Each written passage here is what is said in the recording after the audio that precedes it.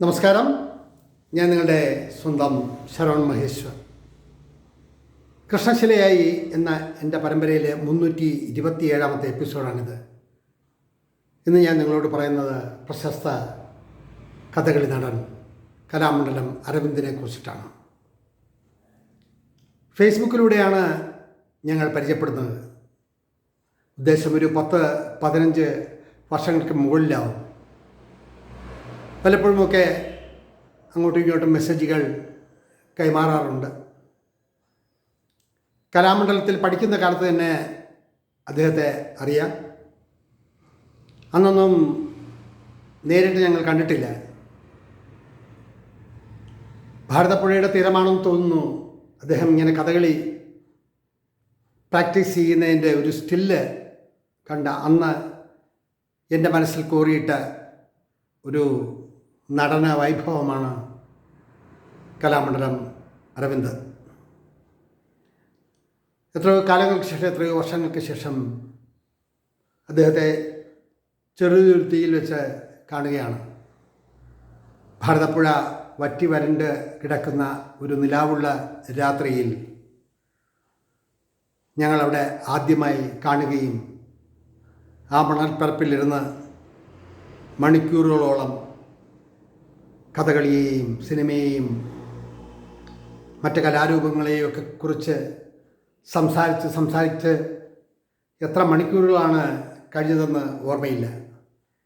നിലാവുള്ള ആ രാവിൽ ചെറിയ ചാലുപോലെ കോരിയെടുക്കാവുന്ന, കൈക്കുമ്പിളിൽ കോരിയെടുക്കാവുന്ന തരത്തിൽ ചെറിയ നീരുറവ ചെറുതായി ഭാരതപ്പുഴ ഒഴുകുകയാണ്.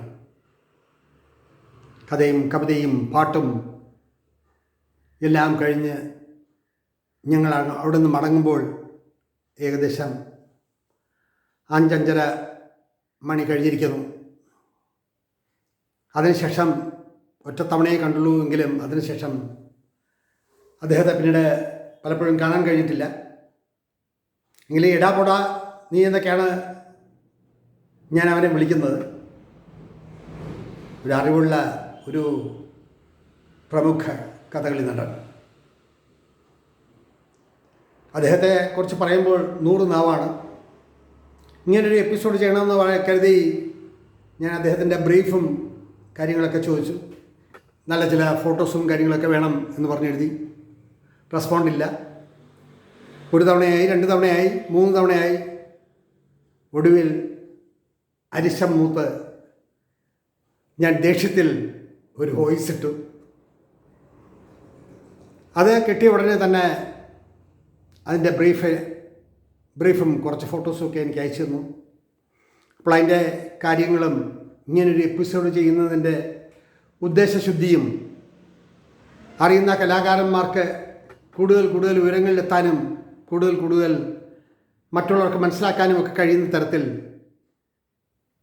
ഓരോരുത്തരെ ഞാൻ കണ്ട ഓരോ കലാകാരന്മാരെ നിങ്ങളുടെ മുന്നിൽ പരിചയപ്പെടുത്തുകയാണ്. എന്തുകൊണ്ടും ഉന്നതങ്ങളിൽ നിന്ന് ഉന്നതങ്ങളിലേക്ക് ഉയരുന്നൊരു നല്ലൊരു ചെറുപ്പക്കാരൻ. അദ്ദേഹത്തെക്കുറിച്ച് അദ്ദേഹത്തിൻ്റെ ബ്രീഫ് നമ്മൾ വായിക്കുമ്പോൾ നമ്മൾ അതിശയിച്ചു പോകും എന്ന് വേണം പറയാൻ. കാരണം അത്രമാത്രം വേദികളിൽ അദ്ദേഹം കൃഷ്ണനായും രാമനായും കീചകനായും ഭഗനായും സ്ത്രീവേഷവും പുരുഷവേഷവും ഗുരു പോലെ കൈകാര്യം ചെയ്യുകയും ഒക്കെ ചെയ്യുന്ന ഒരു വലിയ പ്രതിഭ.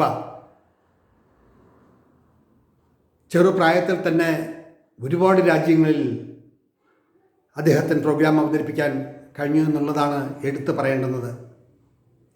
1989 മെയ് 2 അദ്ദേഹത്തിൻ്റെ ജനനം.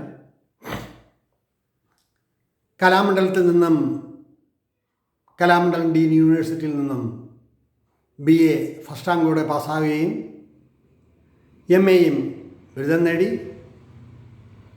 അതിനുശേഷം അദ്ദേഹത്തിൻ്റെ കലാസപര്യ തുടരുകയാണ്. USA, Canada, Switzerland, Chile, Peru, പിന്നെ നമ്മുടെ നാട്ടിലെ ഡൽഹിയിലും അങ്ങനെ നിരവധി 10 10-20 രാജ്യങ്ങളിൽ അദ്ദേഹത്തിൻ്റെ കലാവൈഭവം പ്രകടിപ്പിക്കാൻ കഴിഞ്ഞു എന്നത് തന്നെ അദ്ദേഹത്തിൻ്റെ വളർച്ചയുടെ തോതാണ് അറിയിക്കുന്നത്. നിരവധി അവാർഡുകൾ അദ്ദേഹം നേടിയിട്ടുണ്ട്.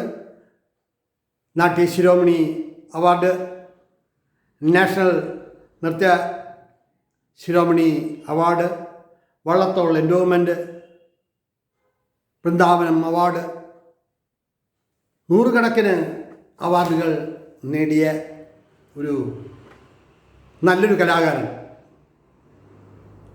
അദ്ദേഹത്തിൻ്റെ കത്തിവേഷവും അദ്ദേഹം അവതരിപ്പിക്കുന്ന ഓരോ വേഷങ്ങളും ഒരു കലാകാരൻ്റെ മനസ്സിൽ വിരിയുന്ന ഭാവങ്ങൾ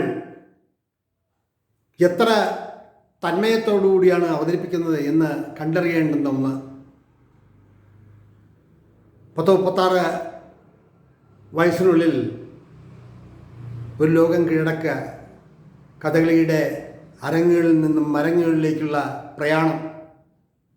ഞാൻ വിളിച്ചപ്പോഴും തിരക്ക്, അത് 2 ദിവസം മുമ്പ് വിളിച്ചപ്പോഴും തിരക്ക്. അങ്ങനെ തിരക്കിൽ നിന്നും തിരക്കിലേക്ക് ഇങ്ങനെ പോയിക്കൊണ്ടിരിക്കുന്ന ഒരു കലാകാരൻ. ഒടുവിൽ ദേഷ്യത്തിൽ ഞാൻ പറഞ്ഞു, ഒരു 10 മിനിറ്റ് സമയമില്ലേ തനിക്ക് തൻ്റെ ബ്രീഫ് അയക്കാൻ? താനെന്താ വലിയ കലാകാരനാണോ എന്നുള്ള ഭാവമാണോ ഇതൊക്കെ പറഞ്ഞ് പാവത്തിന് ഞാൻ കുറേയധികം വഴക്ക് പറഞ്ഞു. അവിടെയും മൗനത്തിൻ്റെ മൂടുപടം ചൂടി എൻ്റെ സ്വഭാവത്തെപ്പറ്റി വളരെ നന്നായി അറിയാവുന്ന അരവിന്ദിനറിയാം കൃത്യനിഷ്ഠയും നമ്മൾ എന്ത് ചെയ്യുമ്പോഴും അതിന് ചില കണക്ക് കൂട്ടലുകളുണ്ട്. അപ്പോൾ നമുക്ക് കിട്ടേണ്ടുന്ന ഇൻഫർമേഷൻസും കിട്ടേണ്ടുന്ന കാര്യങ്ങളെല്ലാം കിട്ടിയെങ്കിൽ മാത്രമേ നമുക്ക് ഒരു എപ്പിസോഡ് ചെയ്യാൻ കഴിയുള്ളൂ. ആയിരക്കണക്കിന് ആൾക്കാർ കഥകളിയെ സ്നേഹിക്കുന്നവർ, കലയെ സ്നേഹിക്കുന്നവരൊക്കെ ഈ എപ്പിസോഡുകൾ കാണുകയാണ്. അപ്പോൾ ആ എപ്പിസോഡുകൾ കാണുമ്പോൾ നമ്മുടെ മനസ്സിലുണ്ടായ തോന്നലുകൾ, നമ്മുടെ മനസ്സിലുണ്ടായ അനുഭവങ്ങൾ, ആ കലാകാരനുമായിട്ടുള്ള ബന്ധങ്ങൾ, ഇതൊന്നും നമുക്ക് മറക്കാവുന്നില്ല. നമ്മൾ ദേഷ്യപ്പെട്ട് പറയുമ്പോഴും ദേഷ്യമില്ലാതെ പറയുമ്പോഴും സ്നേഹത്തോടെ പറയുമ്പോഴും ഒരു വ്യക്തി മറ്റൊരു വ്യക്തിയെ കാണുന്നതും മനസ്സിലാക്കുന്നതും അപഗ്രഥിക്കുന്നതും പഠിക്കുന്നതും എല്ലാം അവരുടെ പെരുമാറ്റത്തിൽ നിന്നാണ്. ഒരു കലാകാരന് വേണ്ട ഔചിത്യബോധം, കലാകാരന് വേണ്ട വിനയം, കലാകാരന് വേണ്ട മനുഷ്യത്വം, അങ്ങനെ ഒരുപാട് ഗുണങ്ങൾ ഒരു കലാകാരനിൽ അല്ലെങ്കിൽ ഒരു എഴുത്തുകാരനിൽ അല്ലെങ്കിൽ ഒരു പ്രവർത്തകനിൽ ഉണ്ടാവണം. അത് മറ്റുള്ളവർക്ക് പാഠമാകണം. എങ്കിൽ മാത്രമേ ആ ജീവിതം സാർത്ഥകമാകൂ. ലോകത്തിലെ നിരവധി വേദികളിൽ കഥകളി എന്ന നമ്മുടെ സ്വന്തം കേരളത്തിൻ്റെ സ്വന്തം കലാസൃഷ്ടി അവതരിപ്പിക്കുമ്പോഴും അരവിന്ദ് എന്നുള്ള നടനിൽ സ്നേഹവും വിശുദ്ധിയും വിവേകവും ഒക്കെ നിറഞ്ഞു നിൽക്കുന്നു എന്നത് ഒരു വലിയ കാര്യം തന്നെയാണ്. നമ്മുടെ തിരിച്ചറിവും നമ്മുടെ ചിന്തകളും ഒക്കെ വേറെയാണെങ്കിലും ഒരാൾ മറ്റൊരാളിനെ വിലയിരുത്തുന്നത്, മറ്റൊരാൾ നമ്മളെ വിലയിരുത്തുന്നത് വിവിധ തലങ്ങളിലാണ്. ഇതിൽ കലാമണ്ഡലം അരവിന്ദൻ്റെ ഒരുപാട് ഷോർട്ട് വീഡിയോസുകൾ യൂട്യൂബിലും മറ്റുമുണ്ട്. ആ പ്രകടനങ്ങൾ ഒന്ന് കണ്ടു നോക്കുക. ഭാവിയിൽ രാജ്യത്തിൻ്റെ കൂടുതൽ അംഗീകാരങ്ങളൊക്കെ ലഭിക്കേണ്ട ഒരു തികഞ്ഞ കലാകാരൻ, വളർച്ചയുടെ പടവുകൾ കയറിക്കൊണ്ടിരിക്കുന്ന ഒരു കലാകാരൻ, സ്നേഹത്തിൻ്റെ ഒരു നിഴലാട്ടം അദ്ദേഹത്തിൽ എപ്പോഴുമുണ്ട്. ഇത്ര ചെറുപ്രായത്തിൽ തന്നെ വിവിധ രാജ്യങ്ങൾ, സ്വിറ്റ്സർലൻഡിലും കാനഡയിലും ഇങ്ങനെ വിവിധ രാജ്യങ്ങളിൽ ഒരു കലാകാരന് തൻ്റെ കലാവൈഭവം പ്രകടിപ്പിക്കാൻ ചാൻസ് കിട്ടുന്നു എന്നത് തന്നെ ഒരു വലിയ കാര്യം തന്നെയല്ലേ? അപ്പോൾ അവിടെ കഴിവാണ് പ്രധാനം. ഞാനിവിടെ പറഞ്ഞത് അരവിന്ദ് എന്നുള്ള കലാകാരനെ കുറിച്ചിട്ടാണ്.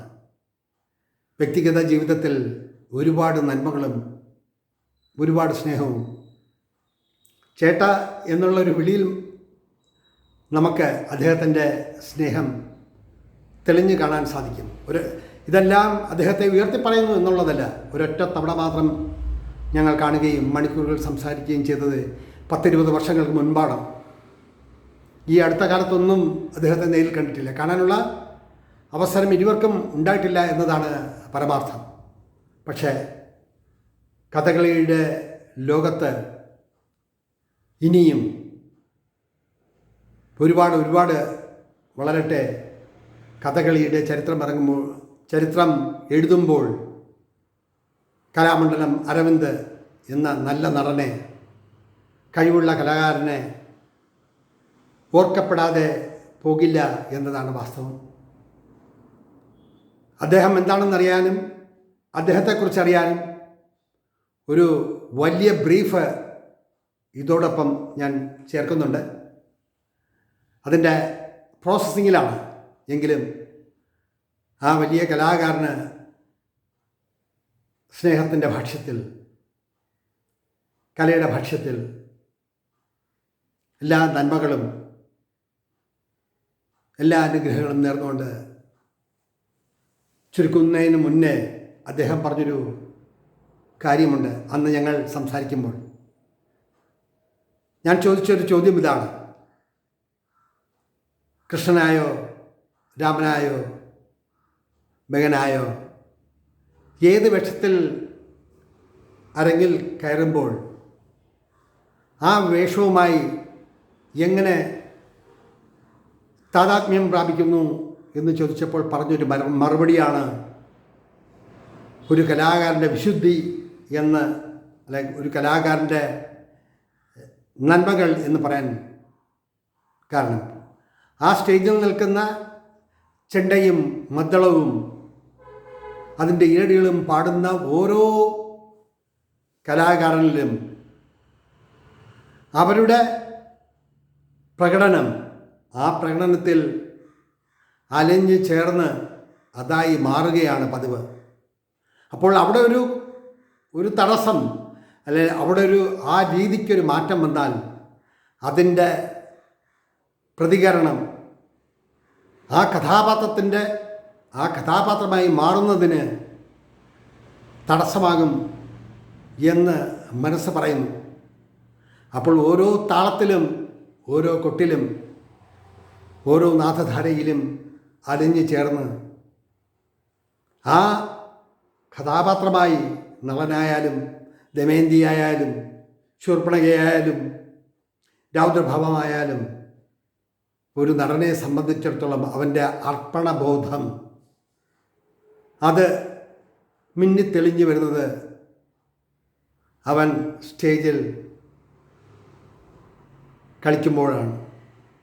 ആ ഒരു അടിസ്ഥാനപരമായിട്ടുള്ള ഒരു കാര്യം ഉൾക്കൊണ്ടുകൊണ്ട് സ്റ്റേജിൽ കല അവതരിപ്പിക്കുന്നത് കൊണ്ടാണ് എൻ്റെ ഊഹം അദ്ദേഹം ഇത്രയും വിദേശ രാജ്യങ്ങളിലും നിരവധി അവാർഡുകളും നേടിയെടുക്കാൻ അദ്ദേഹത്തിന് കഴിഞ്ഞത് എന്ന് ഞാൻ കരുതുന്നു. ആ വിശ്വാസത്തിൻ്റെ മേൽ ആ വലിയ കലാകാരൻ ഇനിയും കൂടുതൽ ഉയർച്ചയിലെത്തട്ടെ എന്ന് പറഞ്ഞുകൊണ്ട് എൻ്റെ എപ്പിസോഡ് ഇവിടെ ചുരുക്കട്ടെ. നന്ദി, നമസ്കാരം.